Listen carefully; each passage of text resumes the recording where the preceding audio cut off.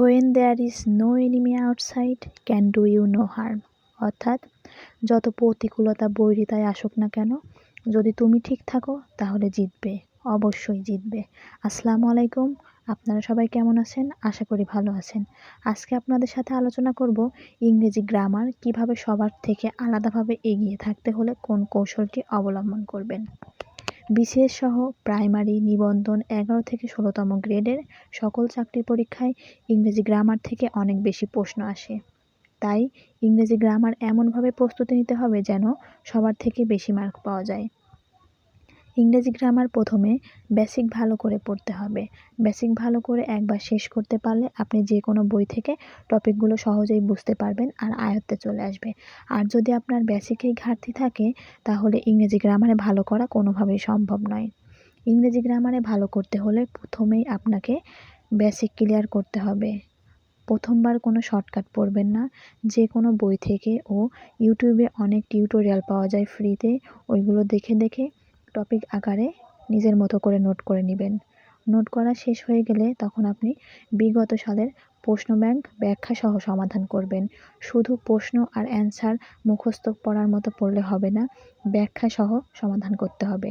তারপর যে টপিক থেকে বেশি প্রশ্ন আসে ওইগুলো জোর দিয়ে পড়তে হবে। এইভাবে 3 থেকে 4 বার আপনার নোট পড়েন, দেখবেন আপনার আয়ত্তে চলে আসছে। 3 থেকে 4 বার নোট পড়তে আপনার খুব বেশি সময় লাগবে না। প্রথম যখন নোট করবেন তখন আপনার সময় লাগবে, তখন সময় লাগলেও একটু বিস্তারিতভাবে জেনে তারপর নোট করেন। কারণ একবার নোট করা হয়ে গেলে পরে আপনার নোটটা পড়তে অনেক ইজি লাগবে। তারপর আপনার কাজ হবে একটা টপিক ভিত্তিক জব সলিউশন পড়া। কারণ 40 থেকে 46 এর যেসব প্রশ্ন এসেছে এর মধ্যে অনেক প্রশ্নই ভার্সিটি অ্যাডমিশনের প্রশ্ন থেকে আসছে। অনেকে আছে শুধু যেই টপিক থেকে প্রশ্ন বেশি আছে ওইগুলোই ব্যাখ্যা সহ পড়ে, বাদবাকি অন্য টপিকের গুরুত্ব দেয় না। এটা আসলে একটা ভাষা, এটা শুধু একটা টপিক পড়লাম অন্যটা পড়লাম না এইভাবে হবে না। ইংলিশ একটি ভাষা, এইটা একটা টপিকের সাথে অন্য একটি টপিক সংযোগ আছে। শুধু সাজেশন আকারে না পড়ে বেসিক ক্লিয়ার করে টপিকগুলো পড়তে হবে, তাহলে দেখবেন আপনি সব টপিক বুঝতেছেন। একবার বুঝে গেলে তখন খুব সহজে আয়ত্তে চলে আসবে। তাহলে এই বিষয়ে এখন সামারি বলি। প্রথমে বেসিক ক্লিয়ার করার জন্য যে কোনো বই প্লাস ইউটিউবে টিউটোরিয়াল দেখে টপিক আকারে নোট করবেন।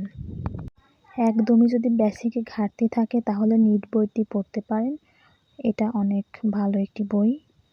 আর ইউটিউবে অনেক টিউটোরিয়াল আছে, টিউটোরিয়ালগুলো দেখে নোট করবেন। নোট করা হয়ে গেলে প্রশ্ন ব্যাংক ব্যাখ্যা সহ সমাধান করবেন। এখন বাজারে সব থেকে ভালো বলা যায় তথ্যবহুল প্রশ্ন ব্যাংক বলতে প্রিসেপ্টরস প্রশ্ন ব্যাংক, এটা সমাধান করতে পারেন। তারপর 3 থেকে 4 বার নোট প্লাস টপিক ভিত্তিক জব সলিউশন পড়েন। এগুলো শেষ হলে লাইভ এমসিকিউতে ফ্রি যেগুলো পরীক্ষা হয় শুক্রবারে, ওই পরীক্ষাগুলো গ্রামারের উপর দেন, দেখবেন আপনার পড়া অনেকটাই গুছিয়ে গেছে। তারপর বাকিটা আপনার প্র্যাকটিসের উপর নির্ভর করবে, আপনি কতটুকু আগাবেন, কতগুলো প্রশ্নের অ্যান্সার করতে পারবেন। ওই যে বলে না, practice makes a man perfect, বাকিটা আপনার উপর। এইভাবে কন্টিনিউ পড়াশোনা করেন, দেখবেন আপনি ইংরেজি গ্রামারে অনেক বেশি ভালো করতেছেন।